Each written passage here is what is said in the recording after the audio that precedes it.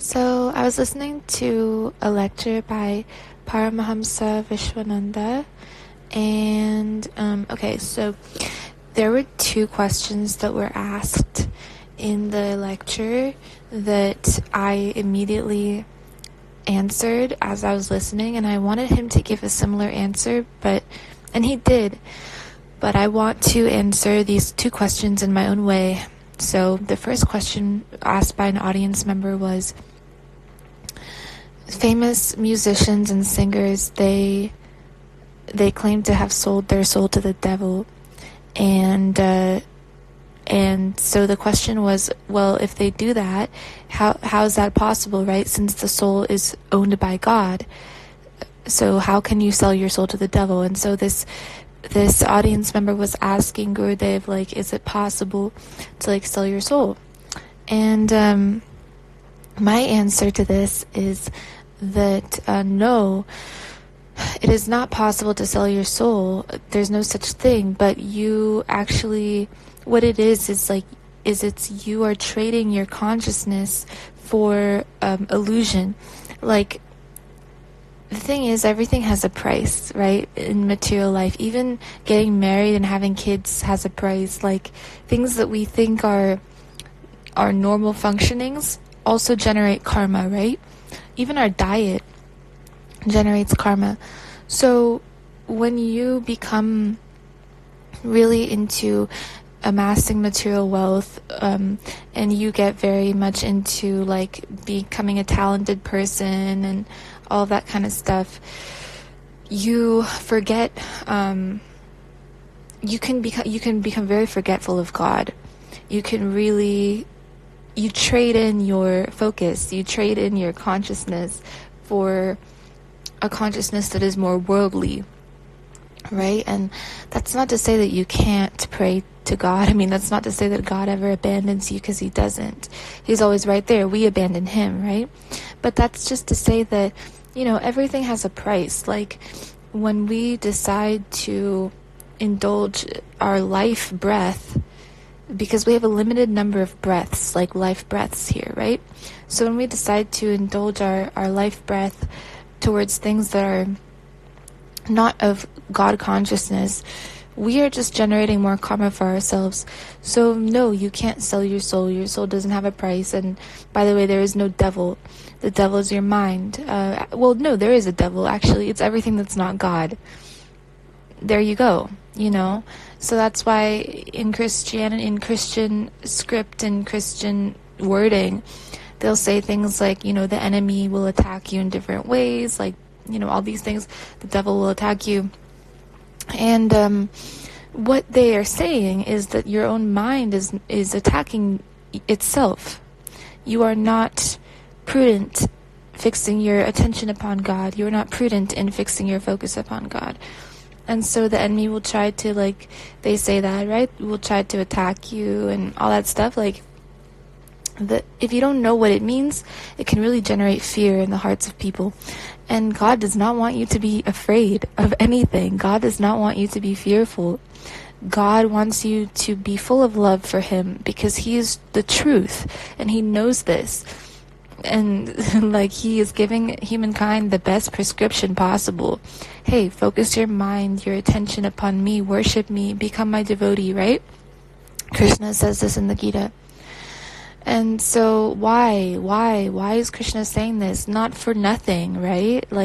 This is exact instruction. The whole Gita is full of exact instruction. The whole Bible is full of exact instruction. And you must listen to what God is saying. You can't just take things at face value. And then our human ego, people like to argue with sacred texts. That's insane. People like to say all sorts of blasphemous things against God's word. Why is Krishna saying worship me? God will never say worship me. God will tell you exactly what to do if you ask. And Arjuna asked, what should I do? I'm fighting, I have to fight in this battlefield, right? And that's what we do every day. We fight in the battlefield of literally living this life, which is a battle every second. every second something, is wrong in a way. The body is disturbed, or the mind is disturbed, or we have to deal with other things, other people, other interferences with our own peace. Like, the only time you're really peaceful is like when you're asleep, and then even when you're asleep, you're not here. Your soul is not here. That's a different story. But when we sleep, you're traveling. So that's also why it's very important before you sleep, like, just make sure to cleanse yourself,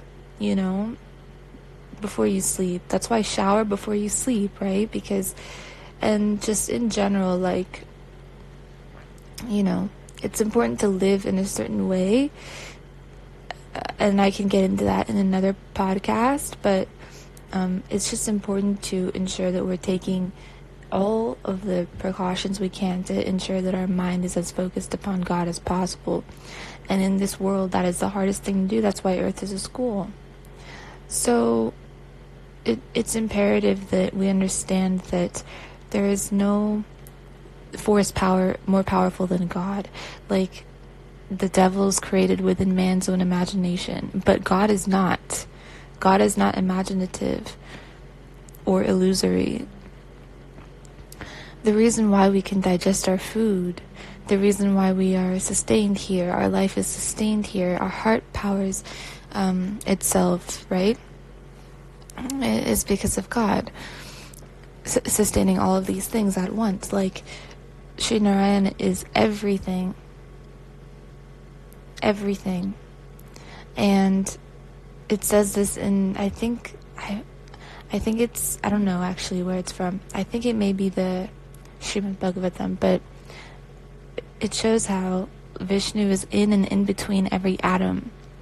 In and in between. There is no empty space that God is not occupying. God is everywhere. So we call upon God when we need help, but what about when you don't need help?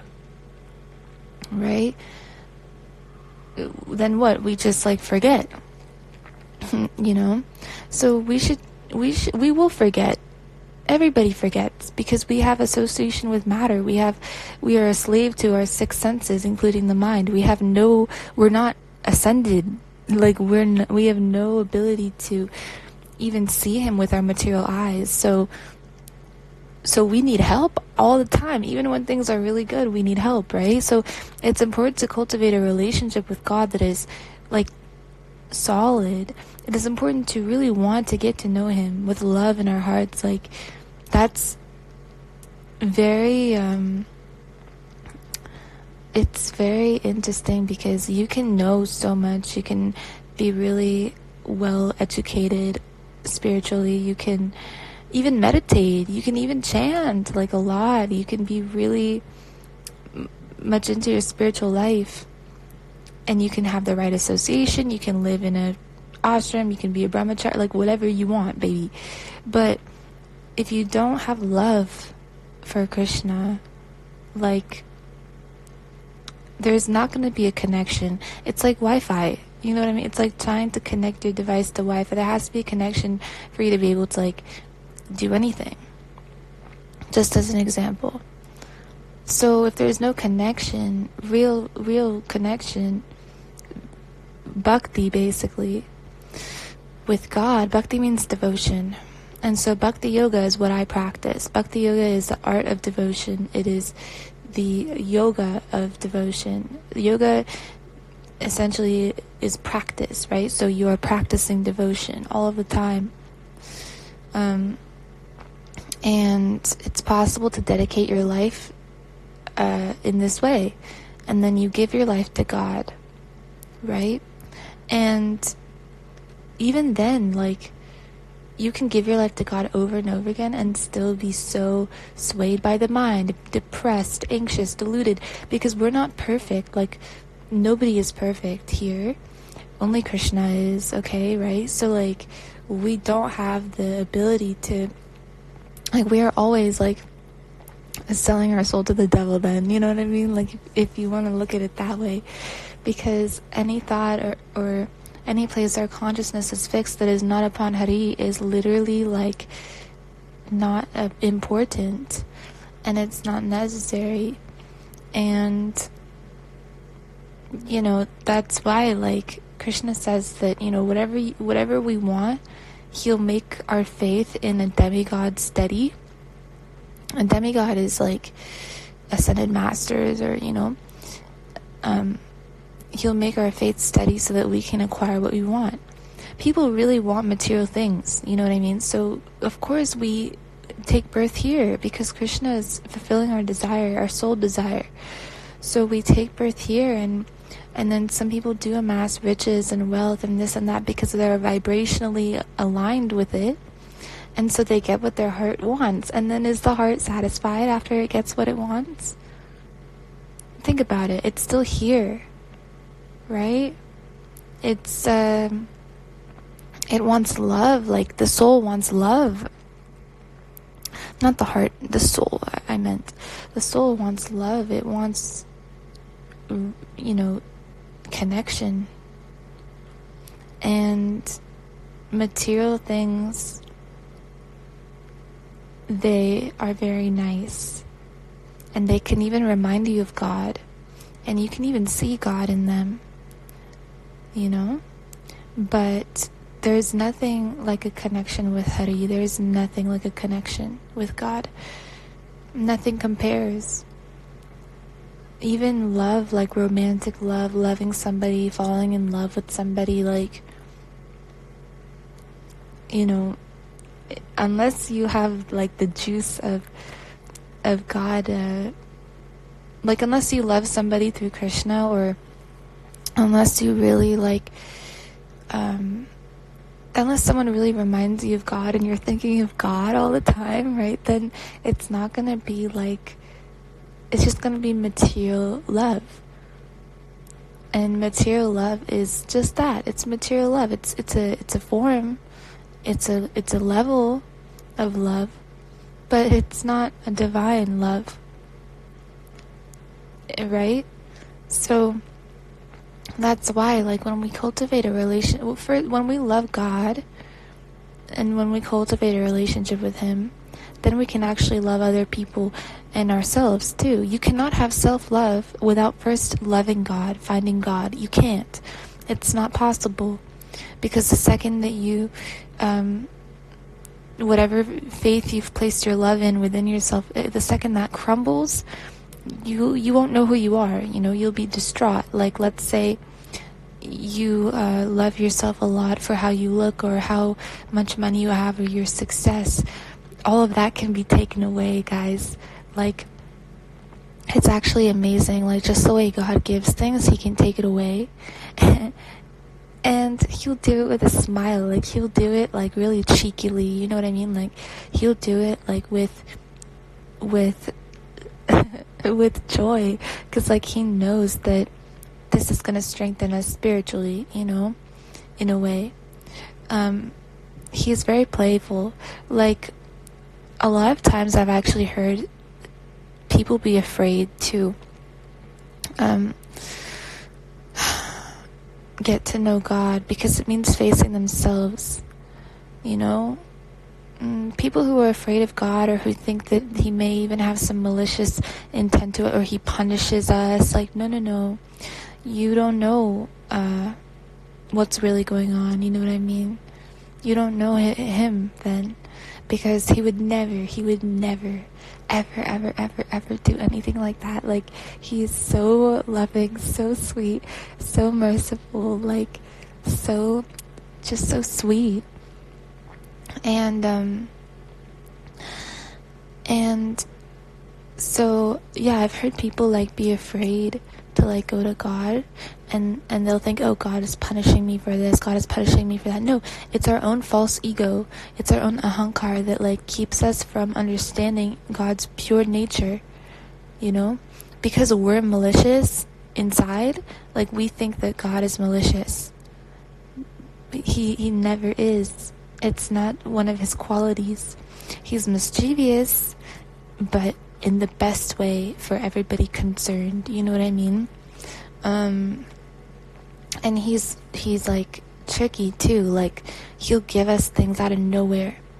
And sometimes we'll think, why? Like, he plays good tricks. Like, we'll think, why? Like, why did I have the fortune of getting this? Or, I don't deserve this. Or, things like that. But he knows us. He knows our hearts. And he gives us exactly what we deserve all of the time. And sometimes he just wants to gift us. Like, he'll even give us more than what we deserve. Really, like, he's so merciful, and he'll, like, overgive. Like, some of the blessings I've experienced, they're out of this world. People have really no idea maybe what miracles really look like. They're wild. Like, I've had just an insane amount. Blessings come in all forms. They come in the way that you feel on a specific day. They come in other people who come into your life and the way that you love them. They come in friendships. Like, blessings come in opportunities. They come in colors. They come in patterns, the way things feel, even energetically to you. They come in music. Like, blessings come in all forms. They come in words, in poetry, in knowledge, And actually, like, there's a way, like Krishna says, right? Like, if you strengthen your faith in a demigod, Krishna will make it so that demigod fulfills your desire. So there's a way to actually, like, pray to Saraswati Devi and, like, for example, for knowledge. Like, on my exams when I was in college, that's what I would do. And so I would, like, essentially pray to Saraswati Devi in such a way that I was so grateful for what I was learning. And because I was so grateful for what I was learning, I loved it. I was absorbed by it. I was immersed inside of it, within it. And I was able to connect what I was learning to, like, everything else. And so I could see Saraswati Devi, like, actually there, like, within my mind even. And within my studies, what I was studying, and, like, within my attention to it, And so that's like the big, like, that's a huge blessing. Like, that's huge, And it's not about getting, like, good scores. It's about how much fun it is to learn, how much fun it is to know things, Life is so exciting. And a lot of us are not excited by it. And the reason why is because we are attached to a false reality. We are attached to Rahu. We are attached to illusion. Everything is Rahu. Everything that is material is Rahu. The body, the bed you sleep in, the pillows you touch, like, your pictures are Rahu, social media is Rahu, your phone, like, everything that is material is Rahu. And then the opposite of Rahu is Ketu, right? So everything that is spiritual is Ketu. So if you don't know what these terms are, you can Google them. They're astrological terms. And basically, when we pay too much attention to Rahu, we are lost.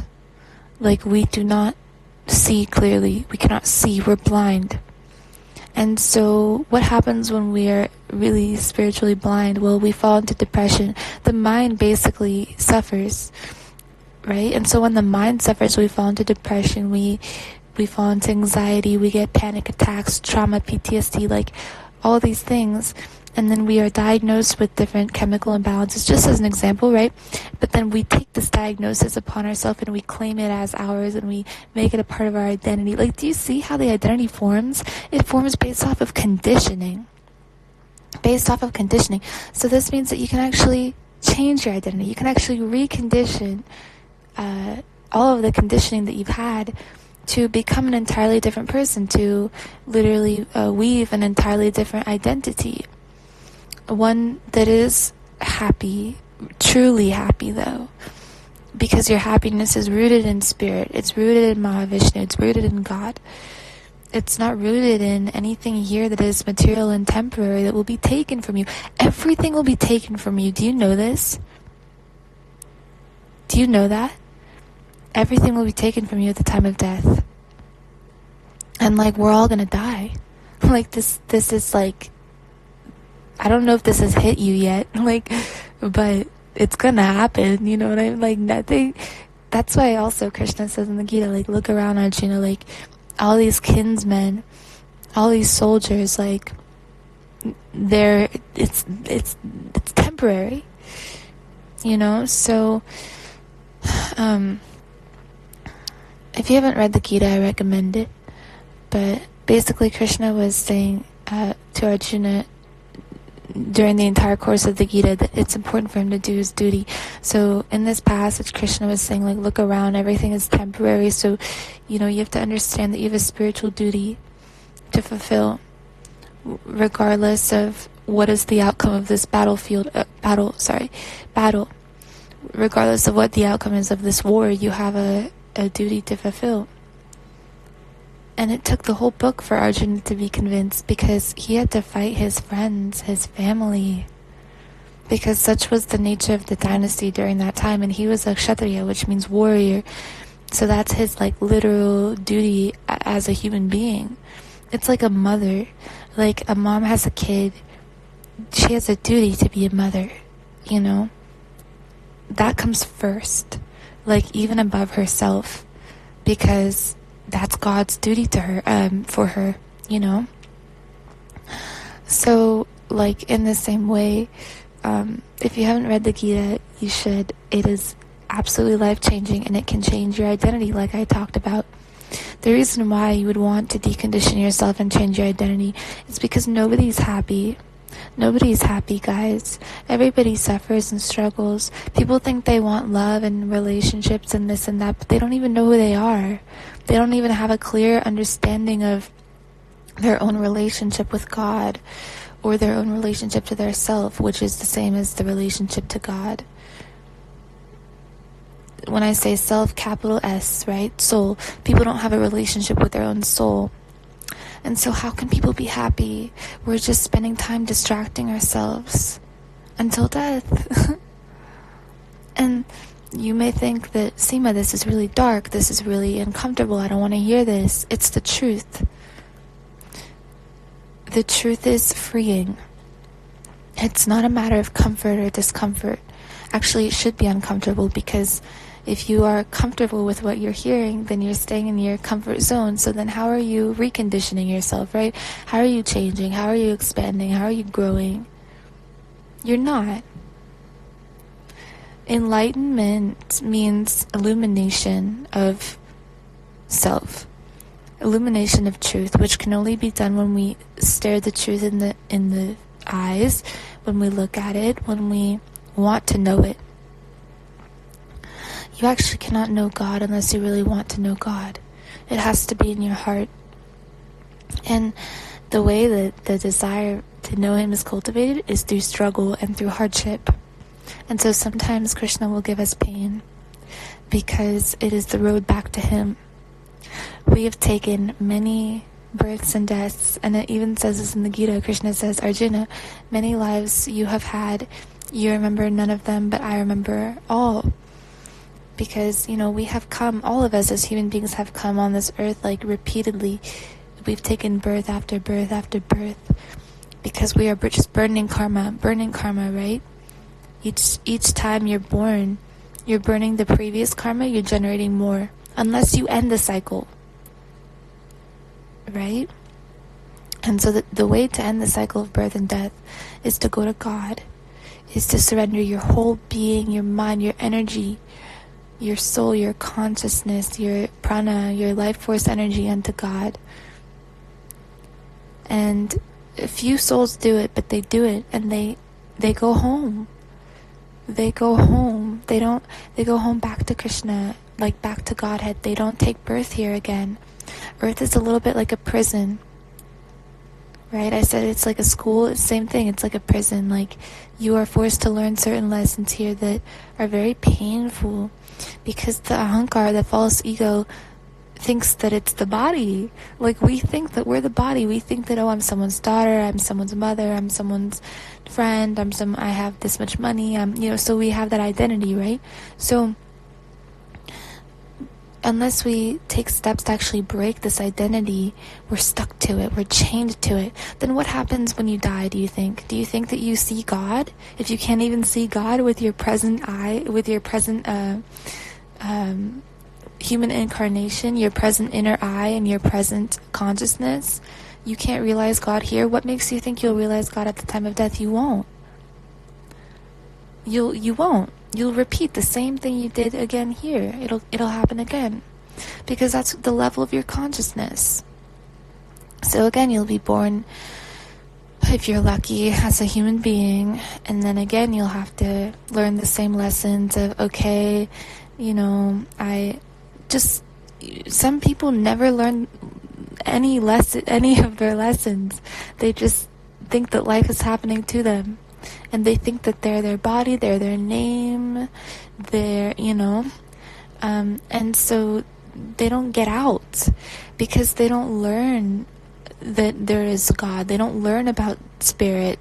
They don't learn about the everlasting. They're only attached to the temporary. So again, you're born, right? Like I said, you have to go through the same cycles again of pain. Everything is painful. Even taking birth is painful. Then you realize that, people hurt you, like things like that. Everything is painful. And then you have to deal with like life stuff too, come on, you really want to do this again? Reincarnation is readily available for everybody. It's just a matter of doing the job that nobody can do for you, which is really surrendering to Krishna. That's it. That's the only way out of here. And some people, some souls, they do make it out and they never come here again. And they take birth in Goloka, Vrindavana, which is a place that is it's among the higher planets. And it's a place that, it's where God resides. Your consciousness has to be at that frequency of God to be able to go to Him, you see. That's why also in the Gita it says, during the time of death, fixate your life air between the eyebrows and think of me. And then surely, Arjuna, without fail, you'll attain me. Like, why? Why does Krishna say this? Because it's the best thing ever. Like, it's the cheat code. Like, it's the way out. It is like, it's the way out. There's no better thing anybody could ever tell you. Because what happens at the time of death? The body panics. Like, all these things. And so, yeah, a lot of people, they come back here. And maybe they're not reborn as a human being. They're taking the form of an animal, or, depending on what you've done here in your last life, the next birth will reflect that, right? So let's say you were cruel to other beings. You'll have to pay for that in one way or another, right? So you will, and that's it. Like, everything comes back around. That's why, like, even people's thoughts come back to them, in the form of even destruction sometimes, or calamity, or poverty. Why? Why do we experience such things? Because our consciousness has been there. So if you change your consciousness, like I said, if you change your identity, you will have a different level of operation, right? You'll have a different frequency that you're operating on. You'll quite literally be a different person. Even the DNA sequence can change.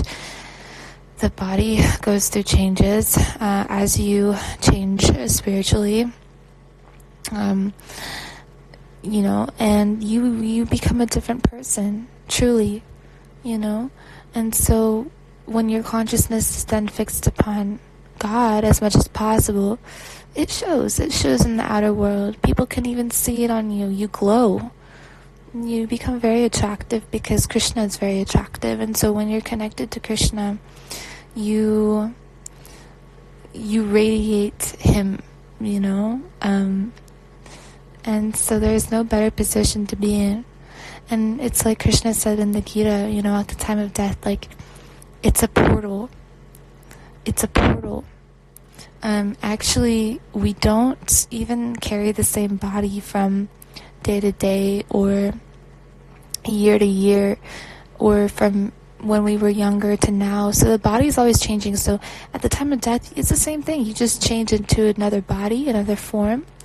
And depending on where you are going, you'll take a body accordingly. So if you, like I said, choose consciously in this lifetime to make it out of here, to graduate, to be liberated, then you'll be given a spiritual body at the time of passing, and you will actually have a body that is suited for the place you're about to inhabit, which is Vrindavana, right? And so there you will be, there are a lot of qualities there that are just people should maybe know about, so they can understand what kind of a place it is. Because for God to live there, you have to understand His energy inhabits all of the higher planets, right? So Vrindavana is pristine. It's sattvic. Your consciousness is sattvic. You are full of love all of the time. You are around Krishna. You are around his consorts. You're around the gopis. You're around all of his, like everything that represents him, And so actually, some beings that don't make it to Goloka Vrindavan, they reincarnate here. They come back. Yogis come back here. Like, it actually even says this in the Gita, like, that a yogi who is steadfast in meditation, who has done many lifetimes of penance, will live among the moon, will go to the moon planet, the moon. And so, like, I'm already hearing people saying, like, what do you mean? There's nobody on the moon. Well, you have to understand everything is frequency based. Like, even, there are beings on the moon. We just don't have the eyes to see them. Like, when I even say higher planets, I'm speaking in terms of, like, cosmology, yes, but also frequency. Like, that's why it's Krishna consciousness that we are supposed to be gearing towards, right? It's a consciousness. It's a frame of being. It's a vibration. It's not something material that has to do with layers that are up or down, What I'm speaking about actually dictates the laws of physics. It doesn't fall under the laws of physics. Like, God actually creates the laws of physics. God is physics, So, in regards to the yogis that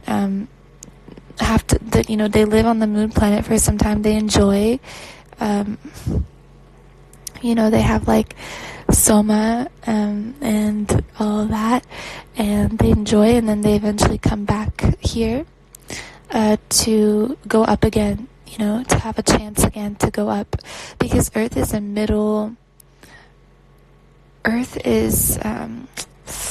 it is, how do I explain this? Like, you would be able to go from, let's say, like, Tapalok or even Swargalok to Vrindavan. Look this up if you don't know what I'm talking about. You would be able to go, but that's provided that you don't have more karma to burn down here. If you have more karma to burn down here, then you will be reincarnated back onto Earth. And some people come as messengers, to teach, because they desire to, they have the desire to. And so Krishna says, go, And So there are great like acharyas and great souls who have come here to spread the messages of God, to awaken people, to free them from the shackles of birth and death, so that they can be free and take birth among the higher planets with Krishna and never come back. Because you have to understand that here there's nothing for us. Everything that is what we want exists spiritually, and that's like the most beautiful thing, because like we're all human beings and we all have the ability to hear such great knowledge and apply it, within our lives. That's why I will always be a huge proponent for meditation. I want people to start meditating, because it's through meditation that you can begin to again change your identity, like I said, that reconditioning process. So I answered the first question in Gurudev's lecture about selling your soul to the devil, that question. Now I have another question I would like to answer, and I'll close this podcast. So the second question I wanted to answer was about ego. So somebody in the audience asked, they asked Gurudev, is it important to have an ego? Because, we should be like, essentially like, okay, basically when you grow your heart towards God, your ego becomes smaller, right? So the question was like, should we have an ego in order to protect ourselves against like attacks from the world, attacks from people, like, should we have an ego in order to defend ourselves? And Gurudev answered, but now I'm going to give my answer. So my answer to this is that we can never be without an ego. Like, in the sense that even if you have an ego death, or if you lose your ego, it'll come back, because such is the nature of human existence. Like, because we're stuck in this body and we're governed by the 6 senses, including the mind, like we will always have some sort of ego. We will always have ego. So my answer is that no, actually, because the ego is always there, it's important to really try to minimize it as much as possible, all of the time. You don't want to stay in the ego, you don't want to grow it, you don't want to feed it, you don't want to indulge in it, you don't want to do things that will grow it, you don't want to... like, even when you attain massive success and whatnot, you really want to understand that it's all Krishna operating through you. Like, nothing you do is you. You are just a vessel for his wishes, essentially. And you must stay there. Even though we're not pure. But it is important to, as much as possible, be a vessel for him to work through. And that's what our attempt should be in this lifetime. So no, we should not be afraid of attacks. We should not be trying to defend ourselves from the attacks of the world by maintaining an ego, or thinking that our ego can protect us. No, our ego cannot protect us. It's only God that can protect us. So the ego has nothing to do with protection. Like, we think that it's self-defense, or we think that when we defend ourselves, we're actually defending ourselves, but we're not. We're weakening ourselves, If you're in a defensive position, you're already weakening yourself, you see.